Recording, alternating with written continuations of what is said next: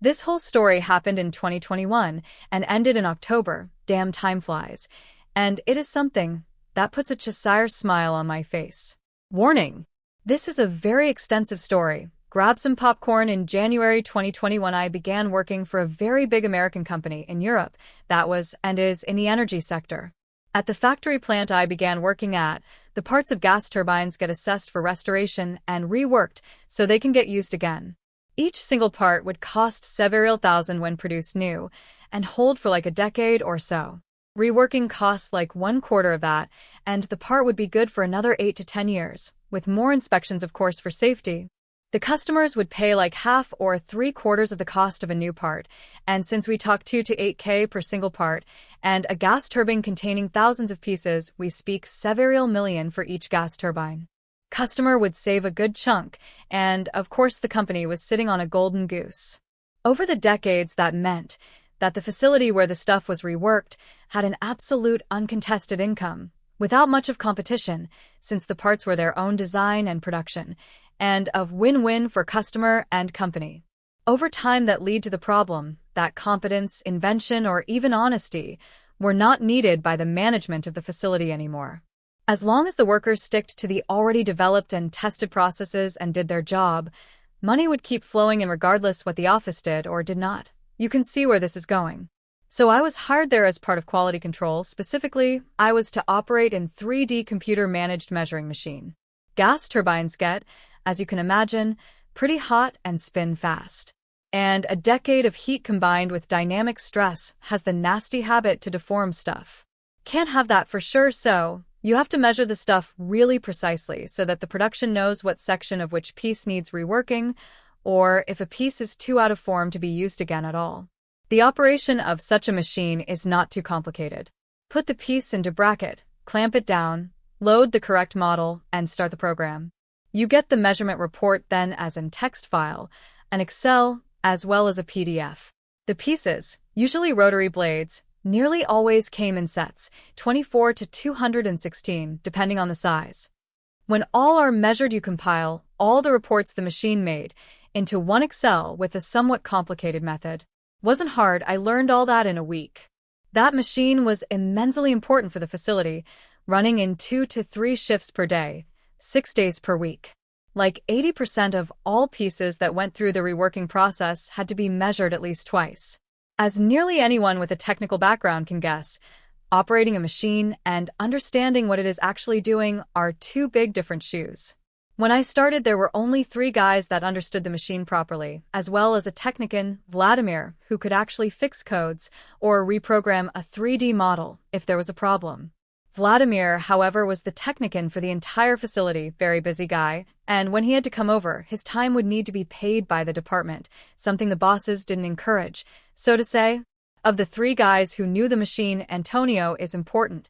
He had been working there for a few centuries at least, knew every nook and cranny, and, while being a simple worker if shit went wrong, he was the guy you turned to. He had a bit of a short temper and a very blunt language, but he was honest, open, and very fair. I myself am not the most social person, always held back, with a brutal honesty, and I take my professional, cold attitude a bit too serious, I guess. In general, if people share my principles of honesty, fairness, and taking responsibilities serious, then we get along greatly, but with people that are less trustworthy, I basically turn to an ice block. Not perfect, I know, but hey, I don't work in retail for good reason. So thing is, despite some heated arguments, Antonio and me really got along swimmingly. What no one knew was that Antonio had, over the decades, collected such a backlog of days off, overtime, and whatnot, that he could retire 2 years early, and he was 63. He had decided to groom me as his successor and began teaching me every little detail about the measuring machine, how to fix stuff, how to do proper maintenance, why it did certain stuff, and so on. He was a perfectionist, but so am I, so I really appreciated it. What I noticed in my first week in the company was the biggest problem there. The facility had a massive problem with cliques, clans, and little circles. If you were part of the correct clique, you could do what you want and remain untouchable. If you aren't, well, your credit goes to anyone but you, and you are a fine scapegoat. I didn't care much about it, be honest. I am a bit of a rule fanatic and stick to them even when everyone else ignores them. For me, this was a well-paying job with a horrible commute, 1 3/4 hours in one direction. So I wanted to stay there for as long as I could, earn my money, and then just take the next job. There was a fourth Jaius who was operating the machine. I don't remember his name, so let's call him Igor. Igor was part of the same clique as my boss, Manuel, my boss's boss, Freddie, and, of course, his own boss, Boris, who was also his brother. He was working the measuring machine, simple because it was the most comfortable job he could perform. He was usually doing the night shift as those paid extra. He occasionally took the late shift, while I always took the early one was the least popular, due to start at 6 a.m., but I liked going home at 3 p.m. Igor was, well, as light bulb. He was like a wet match in a dark basement somewhere in a black hole. I might be a bit too harsh with him now, but that was all I ever got to see from him. He was also pretty lazy, rude, and arrogant. After all, he had an untouchable status due to his brother's best friend being boss of the editor assessment department. A good 6 months after I started, there was the first incident with the measuring machine. We received the material in pallets, and it was the firm rule that the rotary blades had to be sorted in numerically order. Each had a serial number and a set number. Stuff went a ton faster and easier if all was sorted clean 1 to 82, or whatever the set went up to. Occasionally an order, which were usually 2 to 4 pallets, would arrive unsorted at the measuring machine, then we had to sort them. Since we had to lift the blades out one by one anyway to measure them, it was not that big of a deal, just a tad bit annoying. Igor never finished a set if he could help it, leaving just 1 or 2 blades left for measuring, and even when he had to finish a set and start a new one, he would never compile the reports into one Excel. I am pretty sure he didn't even know how that worked. One morning I came to work, and like so often there was just 3 blades left to measure. I shrugged without care and wanted to just finish the order and start the next. Problem was, the pallets were a complete mess, completely unsorted, despite them being measured. Igor had worked the late shift the day before and would also work the late shift that day, so I would actually get to see him for a few minutes when I handed my shift over. This of course meant that I would have to sort all of the pallets, while also operating the machine with the next order as to avoid a delay. The machine was a bit of a bottleneck in the facility. Usually this is a chill post. The blades are never heavier than 22 kilogram, 48 pound, and you had like 6 to 14 minutes between the measurement cycles to lift them out and exchange them with the last measured blade.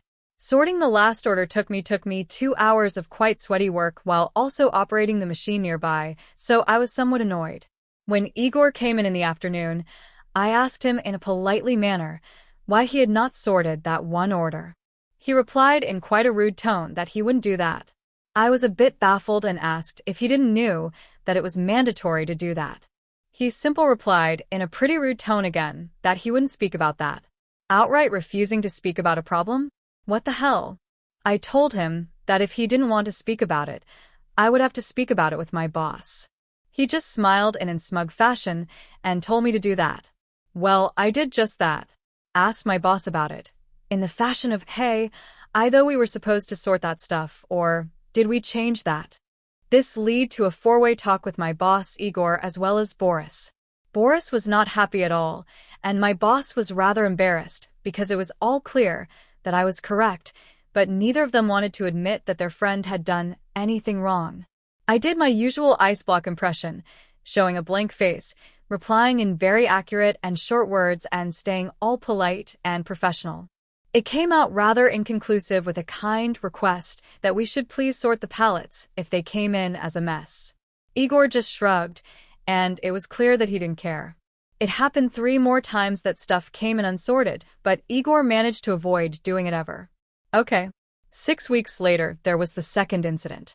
Every morning before I started, I would maintain the machine like Antonio had showed me to do, cleaning everything and rubbing special liquid into stone tread the machine's arch ran back and forth on. One morning I came in and turned the machine into manual mode like every morning so that I could run the arch to the end of the thread for maintenance. A second thereafter I heard a grinding noise and instantly stopped the machine. The arch was a air cushion-based runner, kinda like a hovercraft, as where the bottom of the arch would always remain a tiny bit above the surface to ensure minimum vibration. So a grinding sound is really, really bad. I quickly inspected the thread and found quite the deep crater in the stone surface, maybe 2 to 3 centimeters deep, an inch, and wide. That was enough for the air cushion to lose pressure, so the arch was sliding over the stone surface of the thread. This inspection also revealed scratches along nearly the entire length of the thread, so it was pretty clear that the machine had been running with this crater for a good bit. Immediately shut down the machine, informed Vladimir as well as my boss that some big shit was going on here. I also took pictures of the damage with timestamps, just out of my usual paranoia. The machine was put out of commission, as the arch had taken damage. The entire stone tread had to be reworked, and the machine needed recalibration. It was out for over a month due to that crater. That crater BTW looked exactly like the bottom corner of one of the blade, as if one had been dropped onto the stone tread, and the previous shift before me had /drumrolls/ Igor. Of course, he denied that he had done anything wrong, and he could also not recall seeing any scratches or hear any grinding noise during his shift. He tried to blame it on me, but I had reported the stuff like 5 minutes in my shift, with the last blade Igor had measured still in the machine. Again, it was clear to all who had fucked up, but again, not even a harsh word to him. While the machine was getting fixed and reworked, we were put to different work. I got into the pre-assessment team, where the pieces get their first evaluation. I made good friends there, which would serve as my ears later on. After the machine got fixed a good month later, we had collected a massive backlog, to the point that the other departments who did the repair were struggling to find something to do that didn't needed measurements. The machine was supposed to work in 3 shifts, but Antonio had left for his 2-year vacation when the machine had been put out for repairs, and the other 2 colleagues, who knew how to run and maintain the machine, had left for better jobs. So it was only me and Igor by then, with me working quite some overtime for good pay. All bullshit aside, hourly wage was really proper. One morning I noticed something pretty weird. The order I had just started the previous afternoon was still not finished, again with just 2 blades remaining. Every measurement report has a timestamp, which I quickly had a look into. The measurement cycle for these was like 3 minutes plus 1 minute, exchanging one blade for the next. For some reason, the measurement reports from Igor's shift had like 10 to 15 minutes gaps in between, some even half an hour. Igor was still around, as he had had the night shift. I knew he was a bit of a slacker, but these gaps were quite big, so I first thought there had been trouble with the machine. I asked him if he had had any trouble with the machine last night, and he snapped at me that all had been fine. I asked if he was sure, and he in return inquired why I asked. I told him that there were quite some heavy gaps in between the measurement report, and that I couldn't find any error messages of sudden stops or such. Igor looked at those timestamps for a moment, back at me, and just shrugged before he went home. That would have been the end of it, if it wouldn't have been even stranger the next shift, Monday. I had, for once, not worked on Saturday, so Igor had 3 shifts in since I had last clocked out. I came in as usual, did the maintenance and cleaning, and wanted to check how far he had gotten. For orders had went through since my last shift, so I assumed that, as usual, I would have to compile the reports. But there were none. I was pretty confused, searching the orders numbers, checking the machine protocol, and all. The measuring machine had been running over the weekend with no shutdown or restart visible in the log, but also no measurement reports at all. I called in Vladimir, as well. 4 orders worth of reports missing is a big deal. According to rules, I also informed my boss that the machine was standstill due to technical issues. Both Vladimir and my boss came into the measuring room, and we 3 searched for the problem. It took us a while to figure it out. Simple to it being absolutely not expected, someone had turned off the output of the machine, maybe to avoid the timestamps. This again caused quite some ruckus, as all 4 orders had to be measured again with reports, and production was really struggling now to have something to work on. Again, all clear who had fucked up, and finally Freddy had enough, but not of Igor. The afternoon of the same day, Freddy, the boss of the entire assessment department, came into my measuring room, nice expensive suit, tie, polished shoes, and went straight into my face.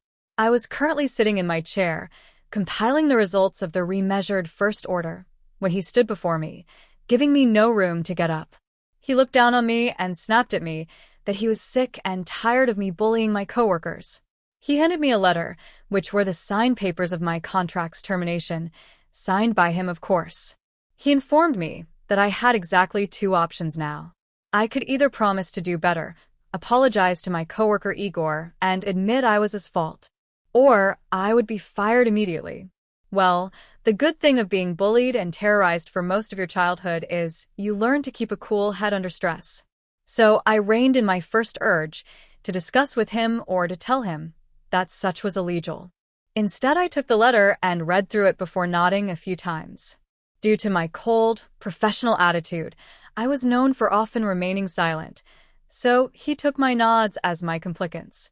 He informed me that he awaited my written apologies before 2 p.m. All of the bosses went home by 2 p.m. and came in around 8 or 9 XD. Well, when he turned around and marched out with a smug grin, he left me with the termination letter with his signature on it. Fun fact, when both parties agree to it, a contract can be canceled immediately without any further responsibilities, beside paying for already issued hours, which go directly through human resources via the electronic timestamps of our clocking. I had 2 hours left until his deadline, and I spent it to carefully clean my workplace, make a backup of my work laptop, ACC to the rules, and then, also according to the rules, clean the hard drive completely. The backup was put into the assigned server with all data correctly named and compiled. But of course, the server for backup data is marked as unsearchable as to avoid your search list getting cluttered after all the same parts types came in again and again, with the same material numbers, of course. If you know the rules and knew where to search, you would find the stuff within 20 seconds. If not, well, good luck, mate. It's only like 10 terabytes or so. I made a copy of the termination paper, signed by me now, too, and sent them to my email, which was allowed, put the original back into the envelope, and packed my things up. Then I went up to the office, envelope in hand. The big boss showed his smug smile again the moment he saw me, but was quickly confused when he saw me with my laptop, work phone, and all that, too. I handed him the letter, offered a polite nod, and turned around again. He shouted where the hell I was going, him still holding the envelope in his hand. You terminated my contract. According to the rules, I am to hand over all personal equipment I had been handed by the company before leaving. Exception ACC to paragraph B are safety shoes and safety glasses. I bid you a fine day, Mr. Freddy. I said that with a cold, calculated voice, trying my best to sound like a lawyer, simple because I knew he hated my professional attitude. Then I went to my own boss and piled my stuff on his desk. My boss was confused as hell, asking me what was up. I briefly informed him that my contract was terminated and that once more quoted the rule. My boss was a smug ass, too, but he wasn't all dumb. His eyes went big as he immediately realized that I was the only person he had left that actually knew how to maintain and properly operate the measuring machine, and that he had such a backlog already that other departments, relying on the measurements, had started to enforce short-time work. He was first lost for words and then rushed into Freddy's office to see that termination letter. Meanwhile, I changed my clothes in the locker room, went to the gate, and asked the security guards to please have a full inspection of my person and my backpack. This was likewise regulation for personnel that was terminated on short notice, and while the security guards were pretty baffled that I asked to be searched, they complied. They searched me fully and handed me a writ confirmation that I had nothing on me that belonged to the company. My now ex-boss tried to call me all the time on my way home, but I dislike having phone calls in public transport, so I simply muted them and continued reading my book until I got home. There, for PM by now, so well past his own time to go home XD, I finally answered his call. He tried to convince me that I needed this job and that all this could be sorted. My reply: I will have a new job within a week. You will need to take at least a month to train someone new on the machine if you had anyone that could train a new person. I tell you what, give me a solid contract with triple the pay, and I come back. Oh, and I want a written apologize from Freddy, too, as well as my piece when working. He told me that I was completely unreasonable with such demands. Again me. So, to get this clear. 3 times I discover massive bullshit happening. 3 times you guys try to heap the blame on me, and then you guys literally try to humiliate me, and Freddy does actually fire me. And you want me to be reasonable? Well, guess it would be reasonable then, to just ignore you then. Please be well. I hung up then and blocked his number, as well as any other number with which he would try to call me later on. As I had mentioned before, I still had ears in the company, so I have a good idea what followed. The facility suddenly had its most sensitive bottleneck tightened even further, and then clogged full of concrete soon after. No one maintained or cleaned the measuring machine anymore, and being a precision machine, it didn't took that lightly. Vladimir was soon called in multiple times a day to fix a problem, which in return built up a backlog for him in other places. Things I, or previously Antonio, had fixed within a minute now took hours, just for Vladimir to find time to come over and fix it in a minute XD. He tried explaining stuff to Igor, but yeah, didn't work well. Other departments ran completely dry of work, and of course they didn't want to bear the blame for missed deadlines, so the whole issue was pretty quickly reported up the ladder. And with no one wanting to take the hit, it climbed higher and higher, before it was eventually got onto the desk of the national CEO of the company, the highest entity of the company this side of the Great Pond. Found that out by a friend in HR. Was the arrival of the proverbial kill squad, the modern equivalent to an executor. A bunch of guys in very tight suits, no sense of humor, cold eyes, and the strict command to find someone's head to put on a silver plate. As far as I heard, even a prosecutor from the USA was among them. I was called by the company a month later, asking if I could come in for an interview, not a job interview mind you, but they asked me to give my statement on the whole affair. This wasn't a legal thing, and they had no way to force me to make a statement, as it was an internal investigation, but I still happily complied and even gave my signature that I told the truth. Gave them the entire story, as accurate as I could, and openly admitted what I didn't know, or where I was only guessing. They thanked me and apologized, honesty I felt, that they could not pay me for the time they took from me due to legal reasons. I was all fine with that, and went home. Igor got fired for careless negligence. His brother Boris likewise got the immediate boot in the ass. My boss went down under as well. He and Boris were fired for mismanagement.